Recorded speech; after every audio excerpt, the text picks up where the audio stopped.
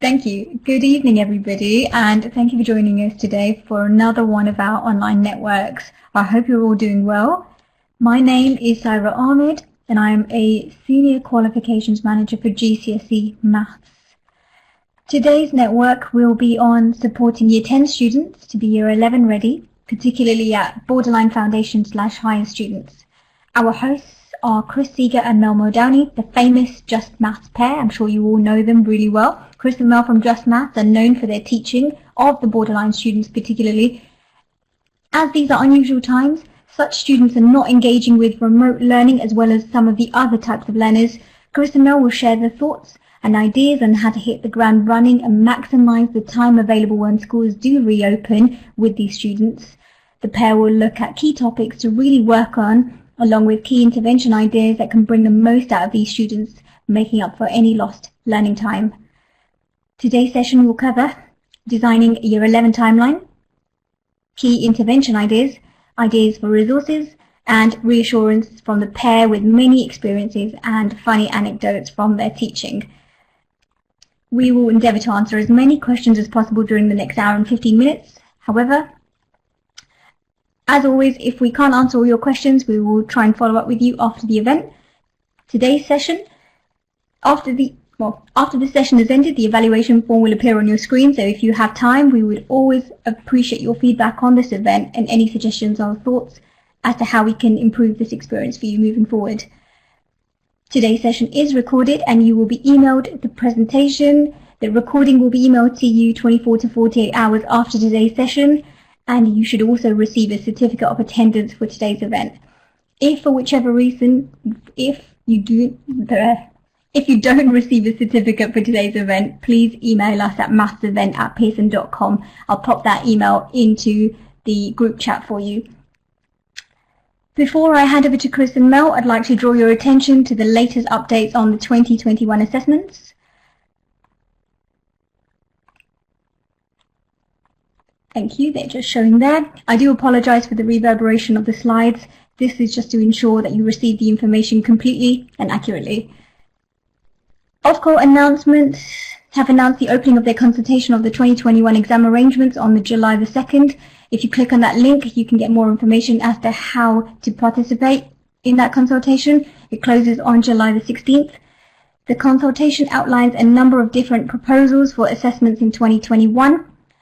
And some of these are removal of some subject requirements, for example, removing the requirements to record the spoken language assessment in GCSE English language, adaptations based on health and safeguarding, such as around performance rules in dance and drama, some limited content sampling arrangements, but not for GCSE English, English literature, maths and the sciences, moving the exam window, specifically where the GCSE exams could start after half-term on 7th June 2021, whether such a change would be appropriate for the AS/A-level exam timetable, and the impact of any delay in issuing results. Our COVID FAQs are being kept up to date with all new announcements as we get them. This will include any subject-specific amendments as those become confirmed. The outcome of the consultation will be made public in August, although we do not know a specific date for that at the moment.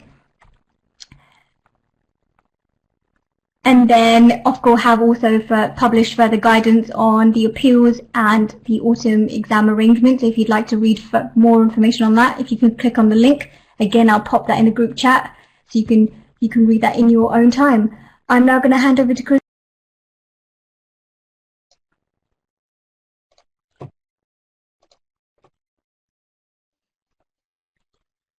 Hello everyone. Hopefully you can hear us. Mal, just say hello. Hello. You're right. Brilliant. Loud and clear from Simon. Thank you. Brill.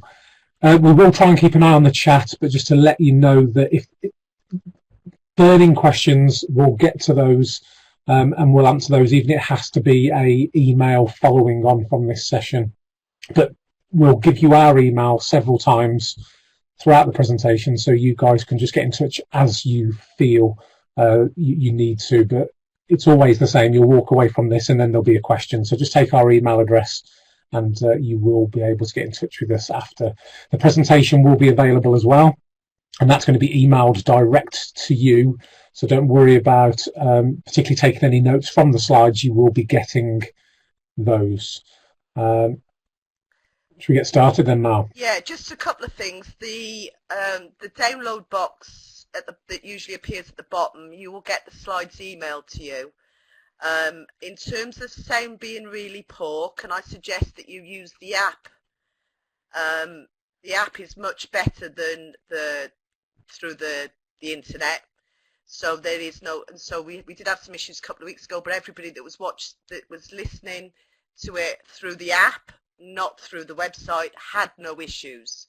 So can I suggest those of you that do it, I'll say it again, if you have an issue, can you please use the app? So, yeah, we'll make a start then. Well, while you guys were in the waiting room, we popped this up on the screen. Hopefully you had a chance to see it.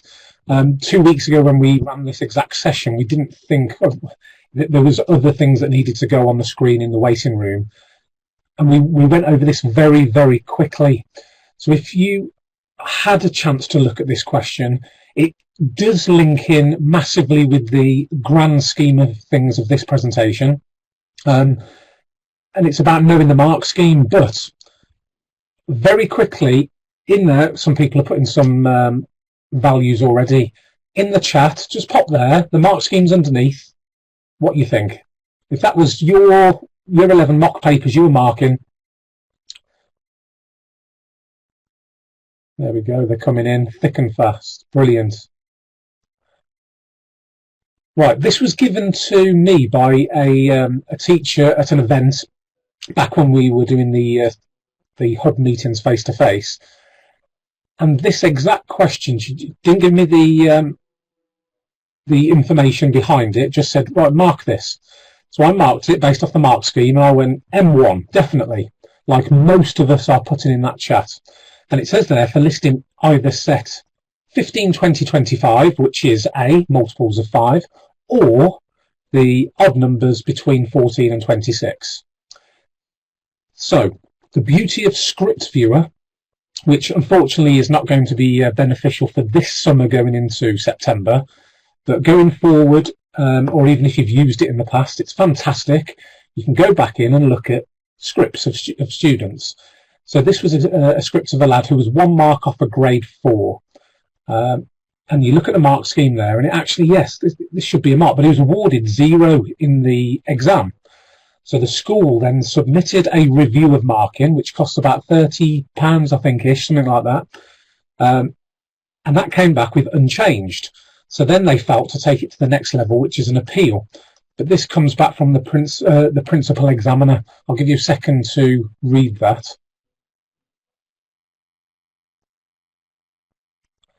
The candidate writes 15, 20, 25 on the answer line with no previous workings shown in the body of the script. The answer is incorrect and gains no credit, so it is 0 for the people who chose 0, since the candidate thinks that the union of the two sets is 15, 20, 25. Had it been written in the workspace or adjacent to set A, they then would have got the mark. But because of the position it was put, it does not get the mark. Now, in the information in the mark scheme, the first couple of pages, you will have those information about the general feel of the mark scheme and just the general points.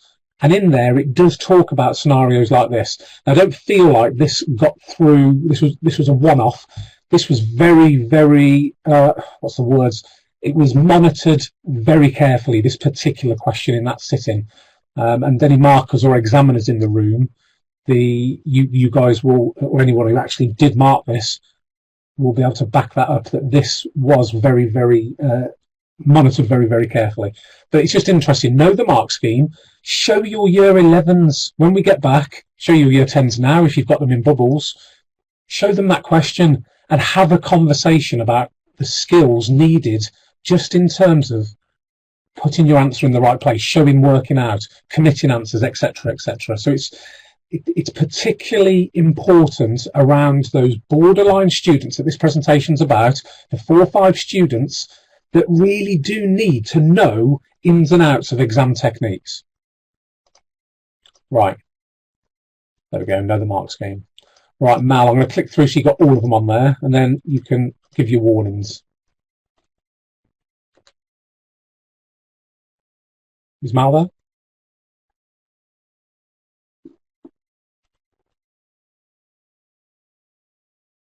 All right, I can't hear Mal. If anyone can?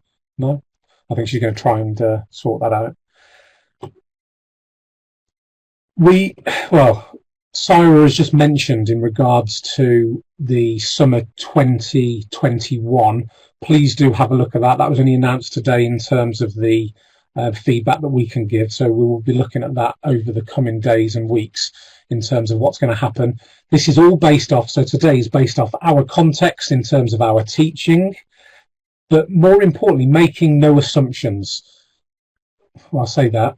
The assumption is that we get these back and we're teaching these year 10s going into year 11s as soon as we possibly can. Sarah's already mentioned what we're going to be looking at. It's going to be those key borderline students, but a lot of the tactics and things we're going to mention will be in regards to the whole feel of your year 11 timeline. What can we do now within the next 2 weeks before the summer kicks in, just to get things ready and cooking for when we come back in September? So no, it doesn't matter which area we teach, it will be pertinent for those borderline students, but equally all of year 10 going into year 11. Right, I'm hoping that you can hear me now. Brilliant. I'm not sure what's happened there. So, have you done the health warning bit? Yeah, cool. Right, I'm wondering whether or not many of you think about or think that this year we will be entering more students into foundation. So given that there will be more students that will, because I know that tiering is the biggest issue, one of the biggest issues. So we've already got people saying yes, more coming in for foundation. Because when we look at the statistics, this is the national picture. So based on 2018 and 2019, and this is the picture from Pearson. I do want to make this really explicit because people get a little bit confused. The top box there is for all candidates, but what we're really interested in for our year 11 candidates is this one. So we're looking at a sort of a 10% difference with Pearson based on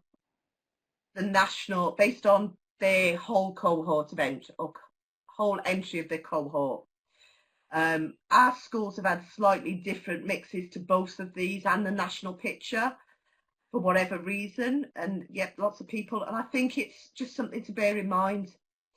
I do think for us, we've always had to think about those students that have been on the higher tier routes, that for whatever reason there's things that have gone on in their lives. And so I think we've got to consider, when do we make those decisions? Do we need to make them earlier? And some of the stuff we'll talk about will mean that where we've thought about how do we prepare those students that we move to the foundation tier, how do we prepare them earlier? Because one of the other things is that when we do move students from the higher tier to the foundation tier, some students have a meltdown because they're doing stuff that they haven't seen for a few years. So it's the first time that they would have seen since probably year 7 or year 8 that they haven't seen a pictogram, or they haven't had to convert between decimals and fractions. So it's just something to consider. It's always in the back of our mind. And this is where we've had particular success. So Seager will talk about this bit. So in terms of if we rewind under the old GCSE, So going back now to 2015, 2016, just in the chat, just a very quick yes or no. It'd be interesting. Who was around under that previous GCSE? I know we've got a lot of new teachers that will not have seen that, but yeah, loads of us. So that GCSE, if you remember, in fact, a stat, I think it was about 80% of Pearson's cohort sitting that last GCSE was on the higher, compared to 20% sitting the foundation. So it was massively skewed in terms of the higher. Now, we sat at our school, I'd say about 97% were sitting the higher paper, compared to a handful of kids sitting the foundation. And it became a bit of a routine. We could do early entry. And again, most of those people who say yes will probably remember that scenario with the March sittings. So there were some year groups that managed to sit it several times. End of year 9, possibly year 10, March year 10, end of year 10, start of year 11. Now, I know a lot of schools up and down the country did not utilise that the way it was ever meant to be. Now, we always kept those students running to the end. They never stopped their mathematics. They always did, and they always aimed to improve on any early entry that they did. But we understood those exams. So when we came to the new GCSE, that was in our mindset. We stuck to as many of the students as we possibly could on the higher route. Now, I'm not saying they ended up staying there or did the higher exam. What I'm saying is that we kept them on the higher route. We heavily looked into, and this is vital, and mine is very, very tea-stained, so apologies, this document. It's the DFE, so it's from the Department of Education, and it's called the GCSE Subject Content and Assessment Objectives. Now, a lot of you will be saying, but that is an old document. It is. But the amount of times, even to this week, that I dip into this document to remind myself what topics are key to both the foundation and the higher examination. And that's what we did. We focused from day one on the crossover material. So on the board there on the screen, Results Plus, this is another conversation for another day, but Results Plus is a fantastic bit of software. And going back to the conversation a minute ago with you all in regards to early entry previous GCSE, we used to dip into this quite a lot to find out what the kids needed to get better on for their next assessment. And then the new GCSE came, and I didn't really utilise Results Plus until I found this area of it where you can get your best 10, 9, 8, 7, 6, you can choose how many you want, up to 10, best answered questions as a cohort, or your worst answered questions as a cohort. You've got two options on what you look at. You can either look at it in terms of in relation to Edexcel average. That way you will be looking at probably in relation to Edexcel average, that way you can compare across the board, or raw score. And Mal always says at this point, it depends on the context of the school on which one you're really going to look into. But we were really interested in Edexcel average. Why are we doing well on these areas compared to other schools up and down the country? Why are we not doing so well on some areas? And it just really highlights. Yeah, Sorry, Michael. This is the point where it is all about context.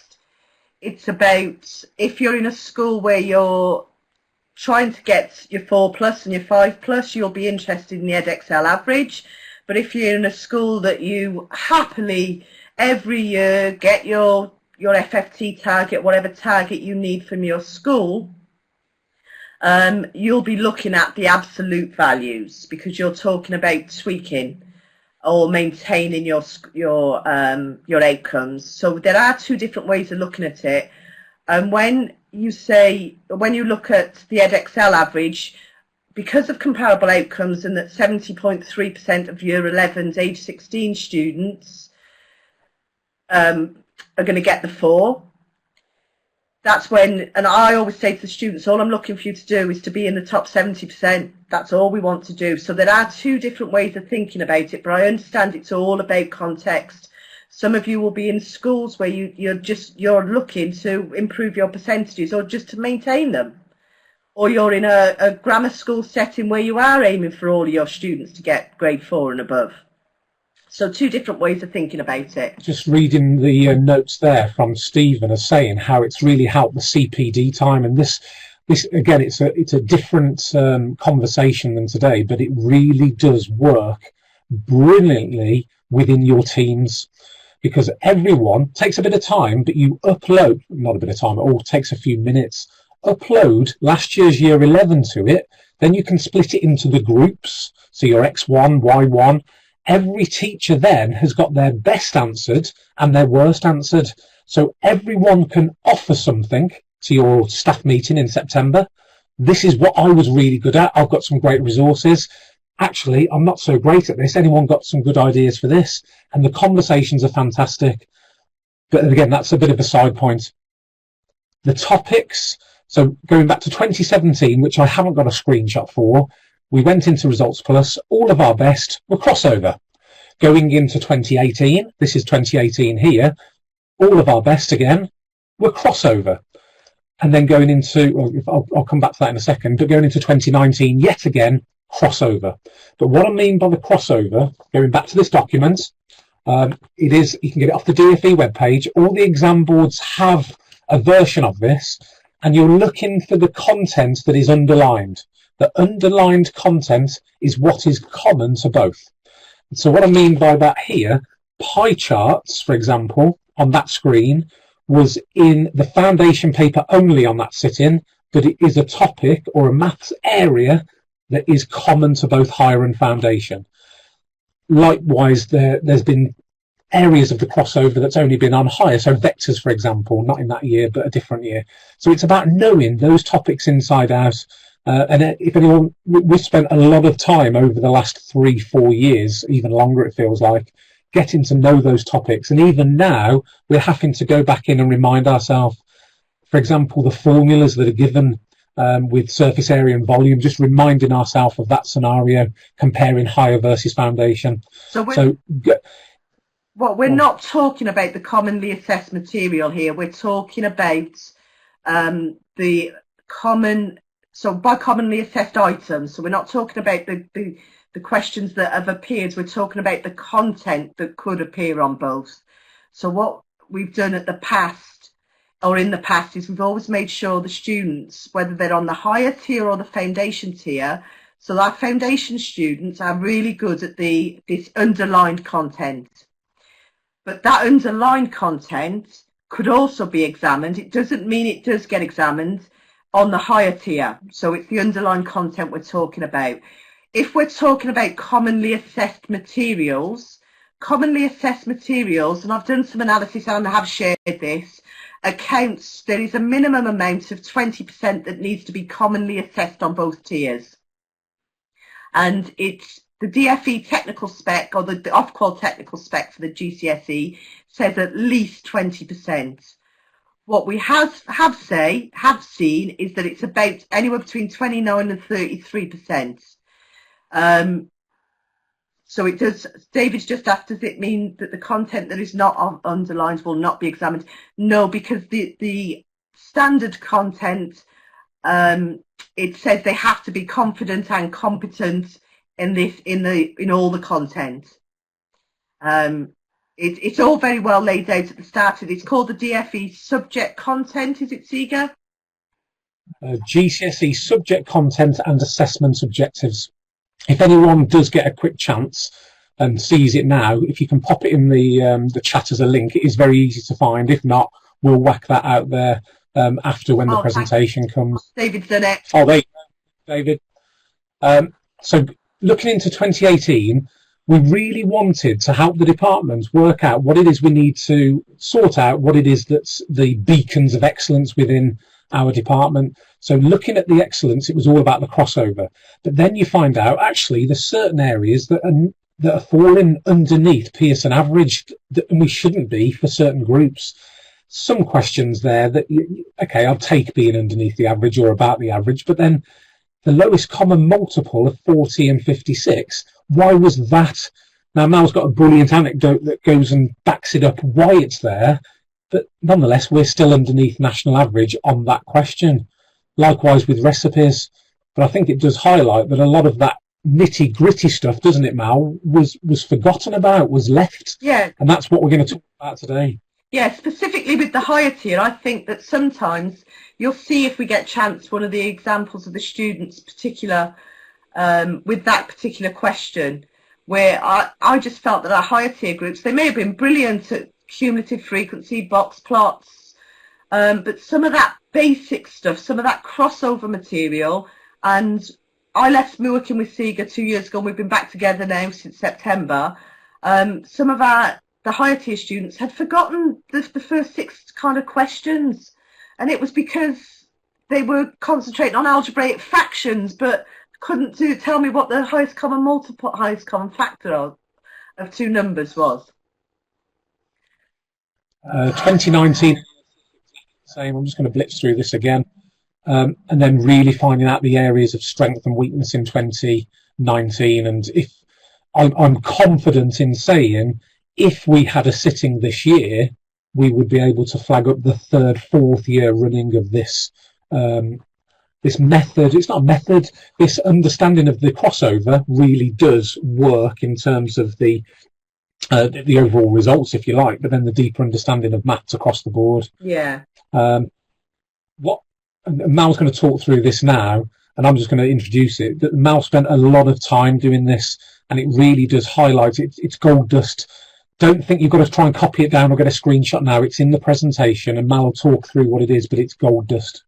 So I've spent some time looking at all of the sittings that the Pearson GCSE has had it over the since summer 2017, and analysed so it's a frequency analysis of the topics, and we have used this, and it is really interesting. We had a conversation the other night talking about the importance of standard form on both higher and foundation. What I would say is we do not use it to topic spot. Anybody that says that they can tell you what's going to come up because it hasn't come up on the previous 3 papers, unless they're an examiner, and if they are an examiner, they shouldn't really be saying that. I think it's quite foolish. I do think between paper 2 and paper 3 we can do something. It's almost like feeding the funnel, but we talk about, I used to be naive enough to say I could do a best guess. I just call them practice papers now. But it is quite interesting in terms of the frequency the topics come up. So like Seager said, this will be available. And then somebody's just asked, is performance measured on number of 4s or the number of 5s? The benchmark was always meant to move to the 5s, and this is quite a nice one for people to get their head round, because it was when we were going out, and we do a lot of support for Pearson as credible specialists. So 1 day a week, so Seager's seconded on a Wednesday, I'm seconded on a Thursday, and we go out and do these meetings live, or we go out and support other schools. And what's interesting for me is the reason we want to put that 1 mark question up, or that question at the beginning about mark schemes, is that we were faced with lots of queries from schools back in September year before last about accuracy of predictions, and I think some of that was down to not understanding the mark schemes. And we always had a process of sitting with our team, and when we do the marking of year 11 specifically, and we always go through, this is the way I want you to mark these questions, not necessarily what's on the mark scheme. And I remember the first year we moved to Ulster, there was almost a massive discussion about, but the mark scheme says that even if they've got the right answer with no line of best fit, I can give them 2 marks. And we just said, well, no, that's not what we want you to do. This is the way we will mark it. So as Seager, as head of department, made that decision, because ultimately we always want to have a few marks in the bag that we know they're going to get. And so that's why that one was there. And then I've forgotten what the second one was, but you'll come back to me. So then we thought about, because we understand there's lots of people in the audience, we're going to have heads of departments, teachers, oh yeah, the 4s or the 5s. And the other thing, I am going to go off on a tangent a minute, Seager. So the government do talk about the 5s. Lots of people, we get asked, can you come in and support us and tell us how you got the grade 5s? Because, and even Seager said to me, I was disappointed in my number of 5s, and I had to say to him, but actually you got 75% for your cohort grade 5s, 94% grade 4 and above. You've got a 20% gap. So it's a 20% gap. And so we were asked to go into schools to support, and they were saying, well, we've got an issue getting the grade 5s, and they have a gap of about 15%. That's not an issue. If you have a gap between your percentage of 4 passes and your percentage of 5 passes, greater than probably about 24%, that's when you do need to be thinking about, is it my 4s or my 5s? But we've always worked on, if the more 4s you get, the 5s will follow by it just happens.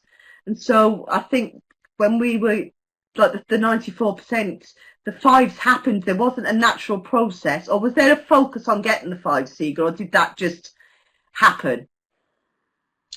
High quality teaching all the way across, but particular with the foundation students and that lower group for the higher, you know where that is in relation to your school, concentrating so heavily on making sure they knew the crossover material.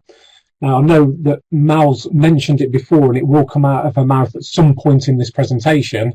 There's part of us that is not worried about this lost time, because we know exactly the area we need to hit the ground running when this starts back up again. Now, obviously, if this starts trickling into October, November, December, everyone's going to be worried. But if we get, like the assumption at the start, if we can get back in September with our students, we are not overly worried, because the content of what we're going to hit and where we're going to go, and hopefully following this pattern that you can get sorted and think about now, will not cause any issues. And it is about what can we do even now in these 2 weeks, like I mentioned at the start. I'm going to go off on a bit of a tangent as well, but only very slightly, that it's not on that presentation slide. If you're being asked about timetables right now, this is the perfect opportunity to do it. See if one of the English maths, okay, let's forget about English for the minute, but the maths team being freed up, whether it's PPA free, whatever you call it, that's got the capacity to be available when the PE slot is on. Now, I am not in the slightest advocating now taking students out of other subjects to benefit maths.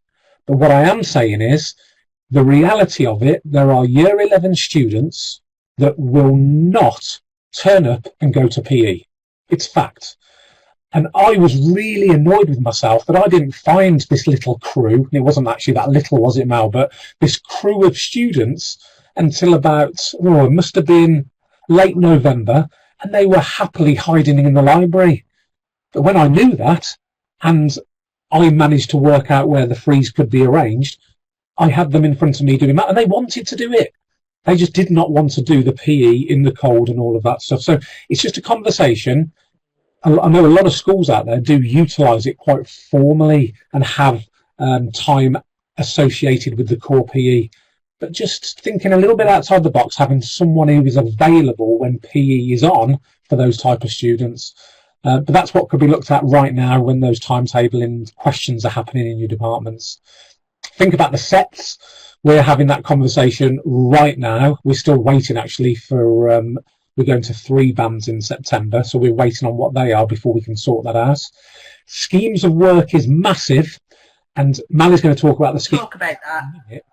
But the one thing about the scheme of work that I'm going to say now, and I will say it again with no apologies, more important than anything, than any time before, is the little box that a lot of us forget about that says prior knowledge. Look at that. That is the key this time, in this year, to make success with the time that we've had off, that they can get the topics and the areas of maths. Don't just plough on thinking we finished here in a scheme of work, we need to get to here. We've got to look at that prior knowledge. But it is what we can think about right now. So we want to think about what is it to heads of departments, seconds in departments, teachers.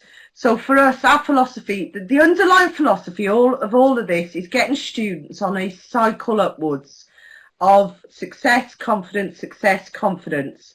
And that's how we've had students in the first week, they've started to cry because they hate maths, they're never going to do it. And I always use the story about a girl called Katie, where it was the greatest day of my teaching career to date, when she'd gone from getting 12 out of 100 on a test paper, and I could ring her up and say, Katie, we've had your paper remarked and you've now got a grade A. Because she bought into the fact that the harder you work, the better she was going to get at it. But we do look to get the right teachers. Just because somebody had a set 1 last year does not mean they're automatically going to get a set 1 this year. We will introduce an intervention set in year 11, which is generally been taught by myself or Seager, generally driven by Seager. And we've had to do something different. And people will have heard me talk about our supergroup, and I've written about it.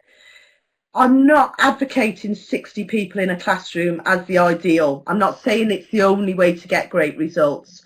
What I'm saying is that for some of those students, if you carry on doing what you do today, you get the same results. I'm not sure which parts of it benefited us, whether it's the CPD from working together or whether it's the discussion. Because when you teach those borderline students, generally it's soul destroying sometimes, or whether it's doing something different, whatever different is. So for us, it was teaching 55 kids and 56 kids in a room. And we've done that for the last, well, this year we've introduced it. I did it last year at the school I moved to. But we do have 2 teachers, and we know each other quite well, that we know where to stop the other one talking. But we've also got an issue about sharing groups, and I know some people are really anti it. So this year we asked some students. The way it works with myself and Seager, we share all the same groups. So I might not be in on a Thursday, so he'll teach my year 9 and 10s. He's not in on a Wednesday. And we had to do this with some other teachers, where we said to some other teachers when we went off in the PE slots, can you teach our year 9s? Can you teach them averages? Whereas myself and Seager will just say, right, I got to question 3 on Venn diagrams. There's the notebook file. Just carry on from there. And we did a little bit of a student voice with a few of them. And the response was, when it was sequential, i.e. I picked up from where Seager left, they felt there was a less change for them. They felt that they didn't have to switch between topics. They didn't have to think about the front of their book, the back of their book, a different book. And they just felt that even though we're different people, obviously, the lesson was more fluid. Their learning was more fluid. Would you agree, Seager? Without a doubt. It works. It's harder for us as teachers because we have to constantly talk to each other. Where do you leave off? And then I'm tenterhooks waiting for Mal's text to tell me where she got to, because Mal does like to communicate generally around midnight, whereas I like to get it done earlier in the day.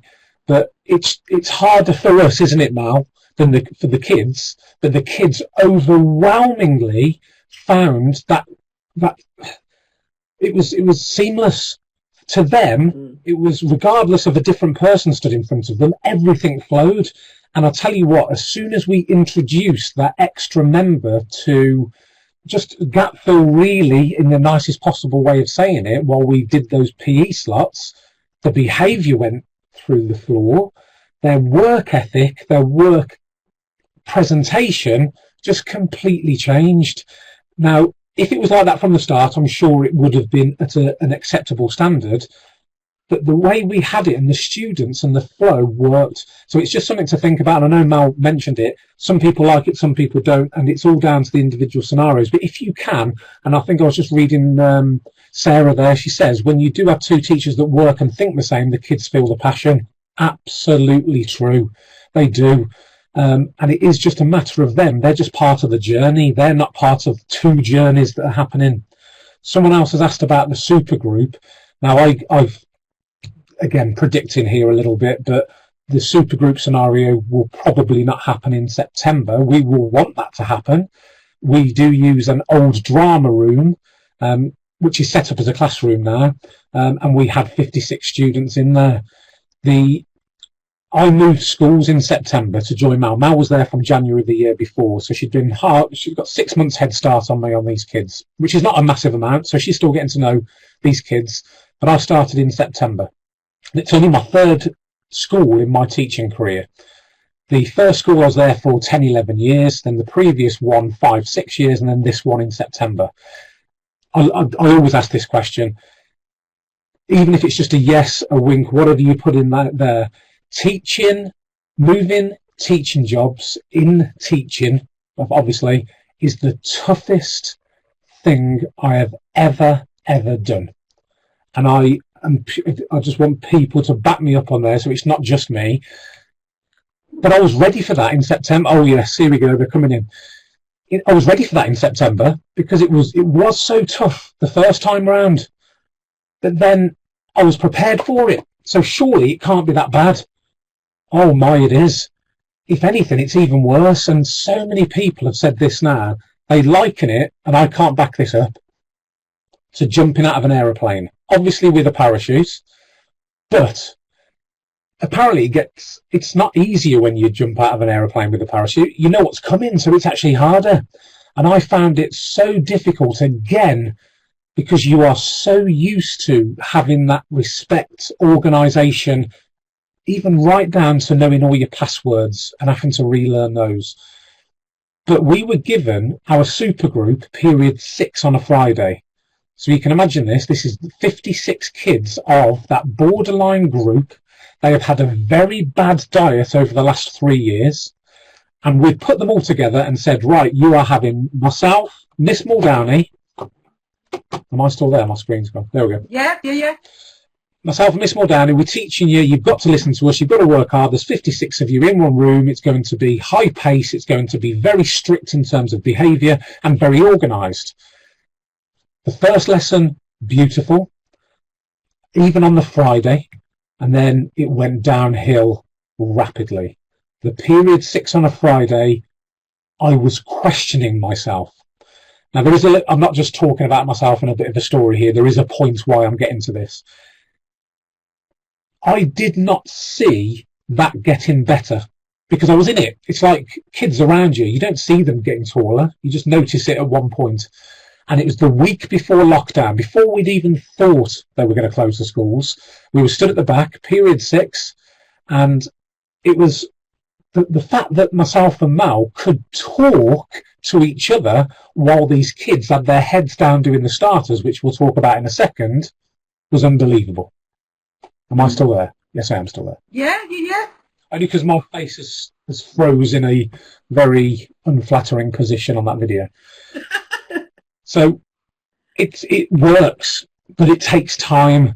And I couldn't believe, and I'm not an emotional person in the slightest, but when they said the schools are closing and we are not going to see those exams, I tell you what, it was like I'd been kicked in the stomach and a feeling I have not had in a long, long time. It was horrible. But we'll come to the little nitty-gritty of how those kids got the organisation, the behaviour, and what we did to get there. And that's, regardless of it being a big group, it's what works for those borderline students. It really is. At that point, I'm just going to say, when Seager said they had a poor diet, this links to why we're not overly concerned about loss. Why we're not overly concerned about the loss of learning. We're not because the school we moved to, I moved as an SLE and Seager joined. We went into special measures, so it's not necessarily that the poor teaching. It's the nature of the circumstances. But when I have to just justify that the school did come out of special measures in under 12 months. Only one of 15 schools to have done it. So we're part of that school improvement journey. So it was phenomenal to see these students come in, got their head down, but they want consistency, they want routines, they want to know that you've got their best interests. And Danielle's just had our year 11, all of their lessons were in a supergroup. And it's something we did together at Ulster for 3 years prior to that. So it's their lessons, they are in the super group. But in terms of the content, we talk about, I'm just going to go back. One of the things that I'm just going to touch on this very quickly, because this is something, if you haven't done it, this is something that everybody seemed to like last time we did this.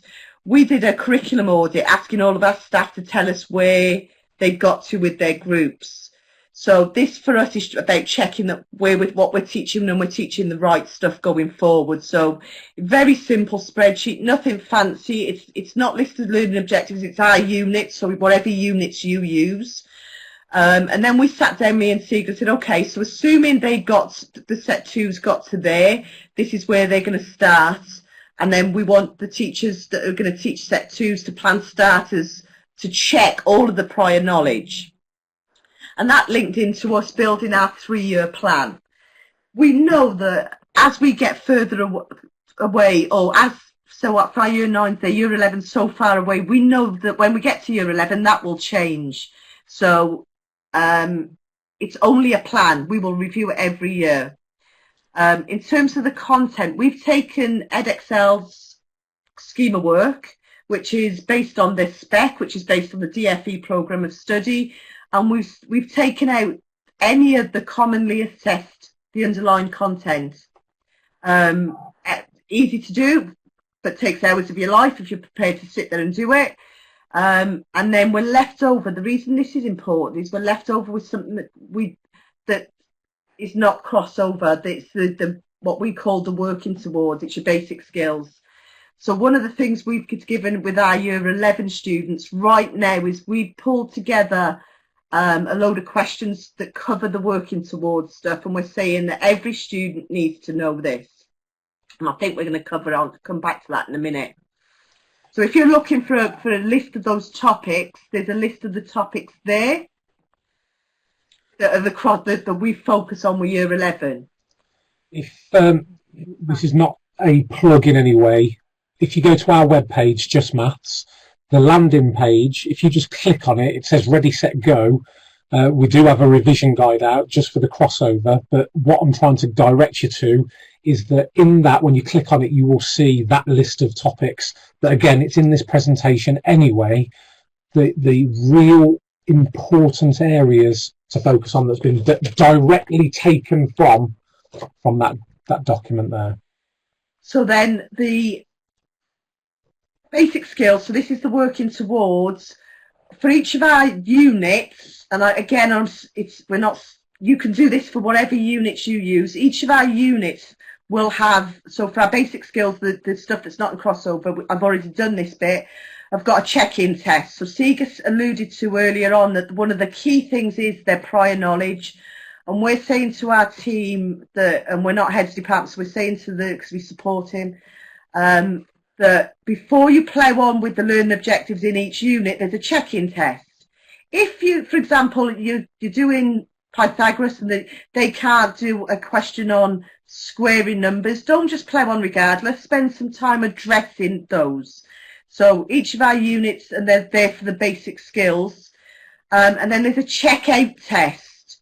But they're easy to pull together if you have the time. It's just something that we've developed over years. And again, it's not about, this is ideas for you to go off and have a look and see whether you can get your team doing it now. But we've actually given our year 11 this booklet for them to work on now and said that these are the topics you need to make. Seven units. It's what our year 9 will do when they come in as a transition. Are you ready for GCSE? But we've produced it. It's about 44 pages. Our deputy head's very keen to get them. The photocopying isn't a budget anymore. So each year 11 has had that in their bubbles. I had some concerns with that about, is it enough to push our higher tier students? And Seager's response to me was, yes, they may not be accessing algebraic fractions, but at this point in time, given that we feel more will move to the foundation, we need to get them on this cycle of confidence, success, and they need to make sure they can nail this stuff. So even our higher tier. they will just accelerate through the content. So that's their summer work. We've sorted out our tutor groups. When I say we, Mal the tutor groups going forward into September, and we always, and we have for years now, had English Maths tutor groups. This year we've actually got a science one and a nurture group. Now, I'm not saying that this works for all schools. What I'm saying is that I am a firm believer, and it's just in my psyche in terms of the teaching of the content, that the kids do absolutely nothing at home. Nothing. Now, I know they do, and I know that some do more than others, but I'm a firm believer of what do we get into those kids' heads from the second they arrive at school to the second they leave school. And tutor time is a massive amount of time added up over year 11. This is just for year 11, where they can do extra maths, English, science. Now, it's different in every school. We've tried different things.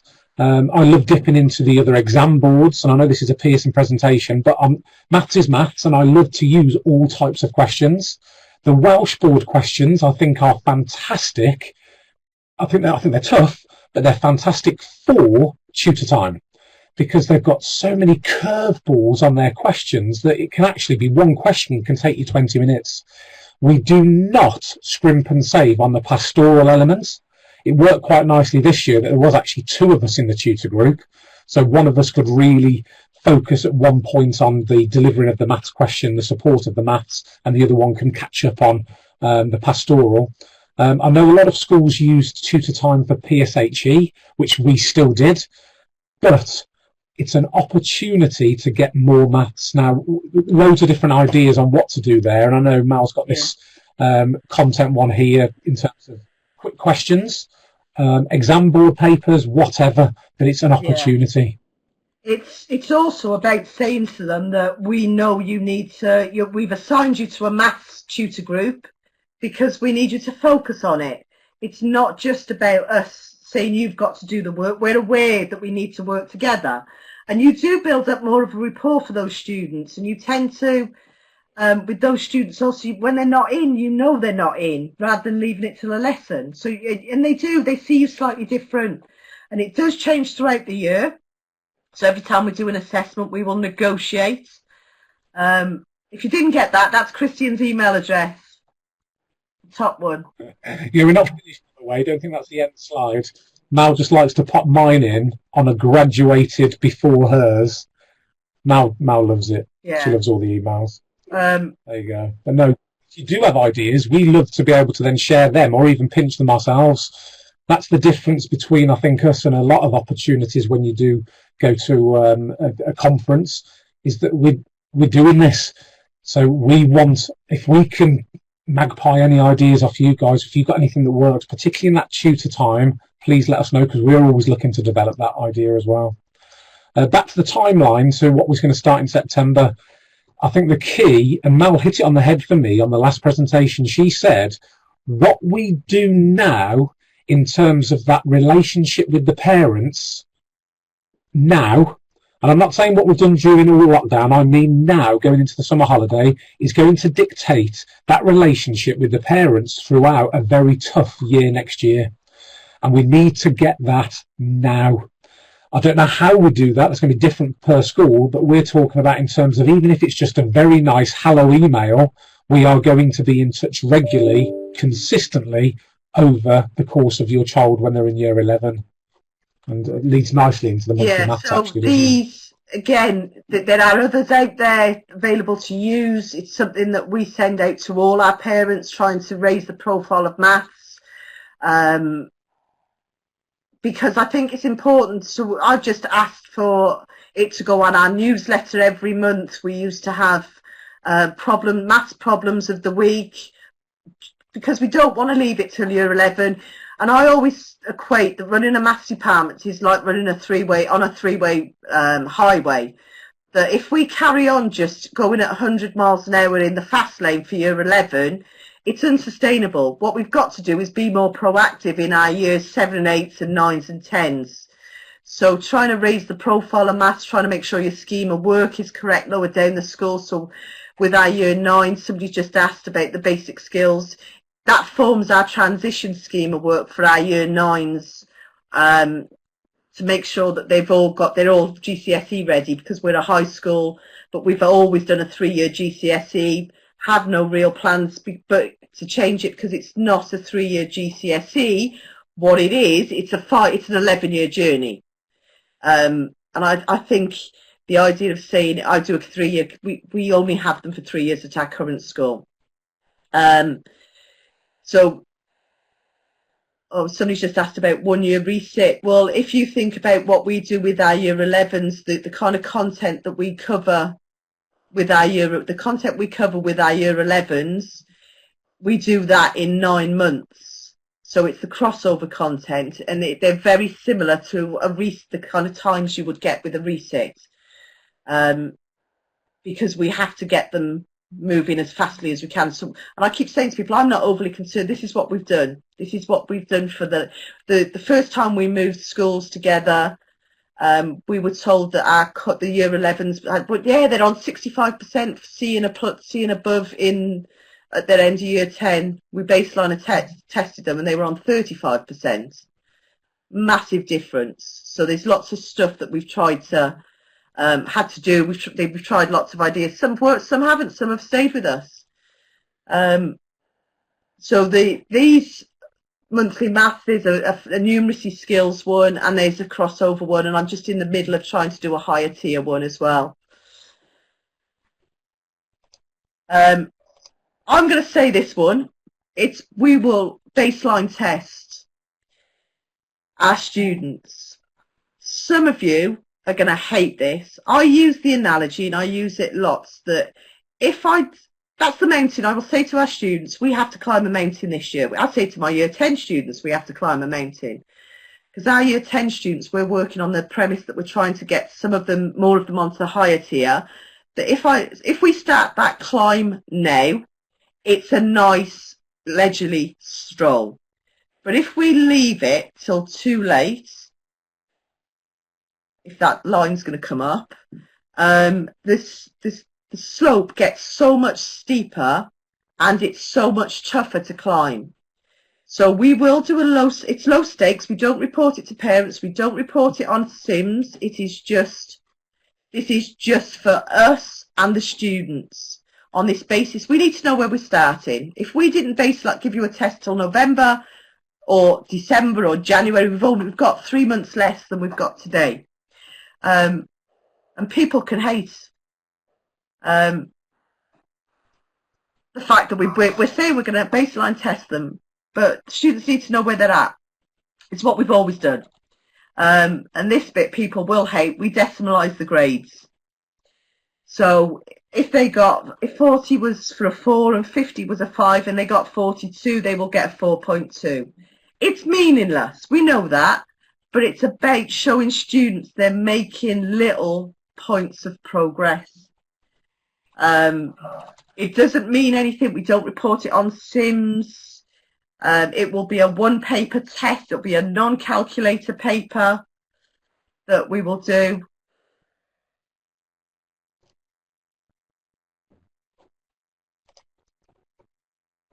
Not all 3 papers. And students will have this tracker that shows their progress over time. Just to say that I've made a 0.1 progress for some students, that's massive. And it just, again, coming back to this confidence, success cycle upwards.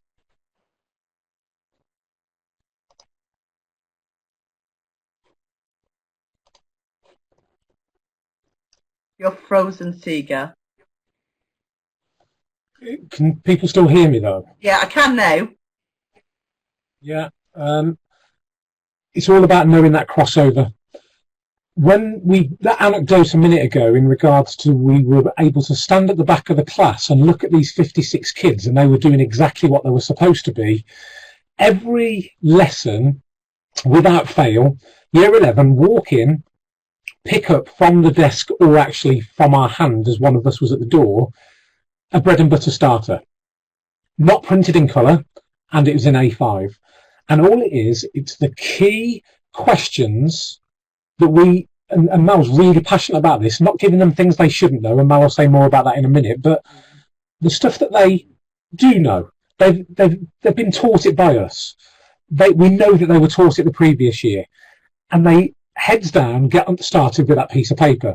Now, that very first lesson, they were angelic, they did exactly what they were told, and then it gradually went off. But because it was there to stay, it never went. The standards were there. That's when we stood at the back. And again, because it was so close to lockdown, that's where it hurts. That these kids had their heads down and they were doing it because they were desperate to prove their learning to us, to themselves, to their friend next to them. Actually, it's working. Now, we've known teachers we've been doing this for years, by the way, and I've known teachers come to us and say, we started with this bread and butter idea, but the kids just didn't know it. They gave up, so we can't do it. Their behaviour wasn't good enough. You've got to stick to it. It's got to be that they see the progress, and for some students that's within one lesson, so for some that's over a course of weeks, but they will see it and they will get better no matter their attainment level within the spectrum. They will get it with the stuff on this sheet. Yeah. You can't teach them fractions again. We haven't got time in year 11, but the starters, the bread and butters, have got that opportunity to bring all that in, so they're actually recapping everything that they should know, ready for the exam. The way Mel designs these, that it then sneaks in a topic that we've just done last week or the week before. One disappears for a couple of weeks, then comes back in again. And it's constantly revisiting the topics that they've got to be brilliant at, ready for year 11. I will explain the exam. Yeah, I will explain the rationale. So for me, I am a bit of a control freak. The one thing I will never, ever, ever do is put a question on the board that I've got to say to the students, don't do question 3 because we haven't covered it, or don't do question 5 because that says one or two things. It says that either I haven't planned well enough and I'm just finding a generic worksheet to give them to keep them quiet at the start of the lesson, or that they're not bright enough to have covered trig yet because trig was on that worksheet. So all of our starters are built up on the scheme of work. They follow the scheme of work only because the nature of the students we teach, they will use, they've learnt the behaviour. If I talk during the starter and Miss tells me, she tells me off for talking because I'm not addressing it, I'm not working, I can just say, but I'm stuck. So by planning them carefully, and yes, it looks like there's a lot of work, but because I'm now at the point where we've done this, I can say, when they say I'm stuck, I'm saying, look in your book, we're developing the study skills, because I never, ever ask them to do anything that they've never done before, ever. Because we have to take away the excuses. So for me, having the starters, and I get it, they go, well, they should be able to do that. Well, they might have been able to do it when they were in year 8 because they've done fractions in year 8 or pictograms in year 8, but I haven't taught them that. So we will have this, it's this progressive interleaving, and I spend time making sure that they build upon these skills and not just a random selection of questions, because you're not in control as the classroom teacher. So I wanted, and I say, take away the excuses. Why aren't you working, Will? Can't do it. I'm sorry, Will, I taught you this 3 weeks ago. We know how to do this. Get away with the excuses, crack on so we can get on with the lesson. And as soon as they realise you're serious and you've put some thought into that planning, all of a sudden they realise you're putting your time and effort into it, and you start getting a bit more. The questions, we will spend time developing answers if we need to. And if somebody comes in and says, why were you still doing your starter after 15 minutes? Because that means if we get this right, we don't have to stop our lessons at Easter, at May half term to revise, in inverted brackets, because we will continue to teach them. Because we don't need to revise, because we've been revising constantly at the start of our lessons. And I make sure that, I haven't done a two-way table for 3 weeks, I'm going to drop it in now. So we do, like, some questions you might pick 1 or 2 and Seager will elaborate on it. Or it might be a particularly tricky question that I've chosen. and in terms of, I will have, generally, if we've done a topic last week, it will appear next week, then I'll leave a week, then it could be leaving 2 weeks, then leaving 3 weeks. So it builds up, and that gap, if you think about the Ebbinghausen's forgetting curve, it links into that. So it's just me being a little bit OCD, I suppose. It's the point where everybody laughs at me. But it is about consistency, and we've worked on the principle that if we nail behaviour in the first 10 minutes, we then work on the next 10 minutes of the lesson and the next 10 minutes. And they buy into it eventually. But it's worth the pain. Sorry, I know we shouldn't talk at the same time, but if it takes a whole lesson the first few times you're doing it, do it.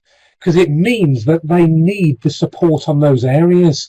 And there's no point in really pushing it on if they're not getting that nitty-gritty anyway. So please, it will get faster. The first time we ever did it years and years ago, we spent a whole hour with 10 questions, doing them, going through it. And that then speeded up to being about 10-15 minutes maximum with answers every single lesson. There's obviously other strands. Don't forget the basics. Now, I've put here, and again, this could be a whole hour conversation just about this. This type of topic here, now I know we all love the man there. I think he was in Key Stage 3 exams as well, exactly the same image. You wouldn't think to teach that. That's not part of our teaching. It's just an exam question. And it was after the first sitting in 2017 that we look back at the papers and go, and we've concentrated on that crossover, and we say, oh no, I didn't think to teach about the height of a man versus the height of a tree. I didn't think to teach about those topics, those questions where it's draw a suitable diagram and they've got the choice of whether to draw a bar chart or a line graph. But what we do to counteract all of that is always throughout the year, don't overdo it, is the foundation paper challenges. And I've said this so many times, so apologies if you're hearing me say it again. The foundation groups, but any group that is down that area that you are doing higher currently, that you are worried may end up changing to foundation. And we had a load of those every single year. We had a load of those right up until lockdown. And those students were constantly doing it. It was actually in their core PE slot.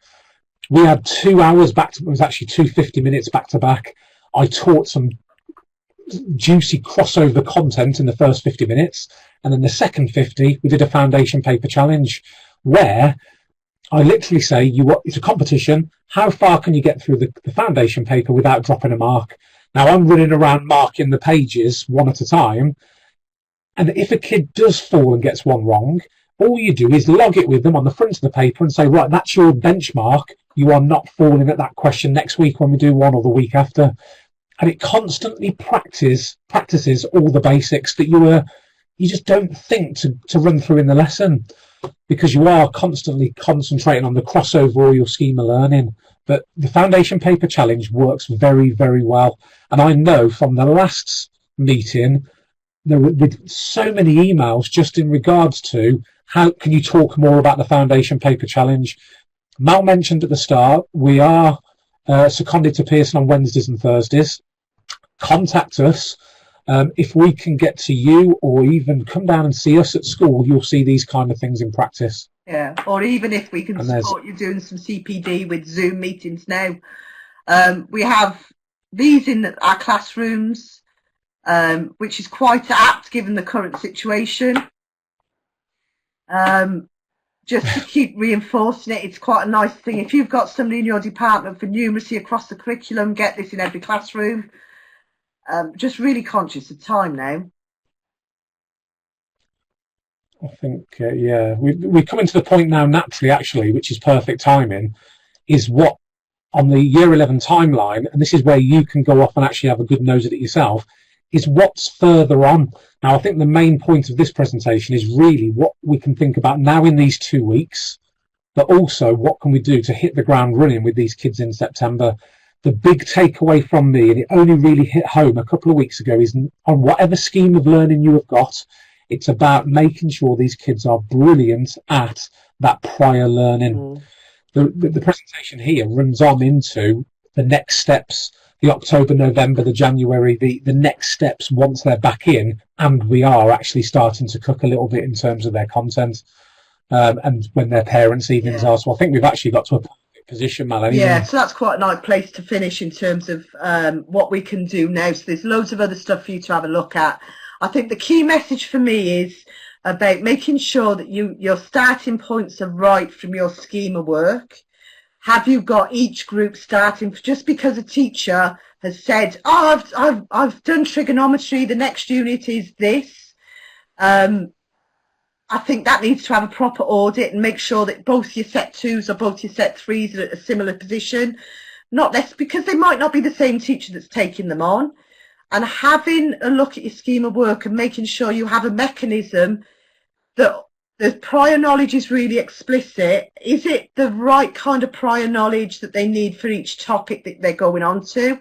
And that you're not just, and teachers are being allowed and given the discretion to make sure that they can address that prior knowledge, and that we're not just saying, go on and carry on doing, I keep picking on algebraic fractions, that you've got to address that prior knowledge, because that's going to be our biggest challenge. But the one thing I would say is, as a partner shot, and I said this the last time, is that I think one of the things the kids don't need to hear from us is that they've lost so much time and they're never going to catch up. It can be done, and we need to be positive and upbeat about what we can do with them. And it is doable. Whatever it is, we have to be positive about it. The last thing they need is for us to be dour and not upset, but thinking, oh, doom and gloom. They need to have those positive messages from us as teachers that actually together we can get through this.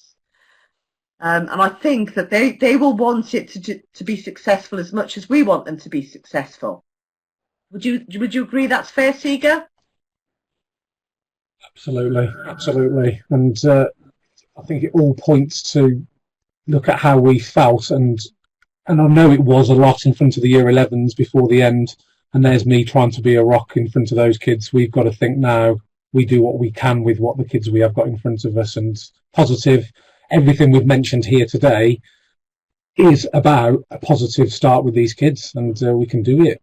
I know that there's a feedbacky thing, and I'm trying to flick through the rest of the presentation to get there. I don't know if Sarah or the team can get to that quickly.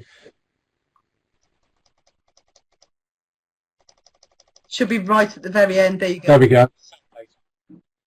So I think we've reached a perfect point in terms of positive. Well done. It's hard work, but we'll get there, and look forward to getting the kids back in front of us. Can I just add the final point?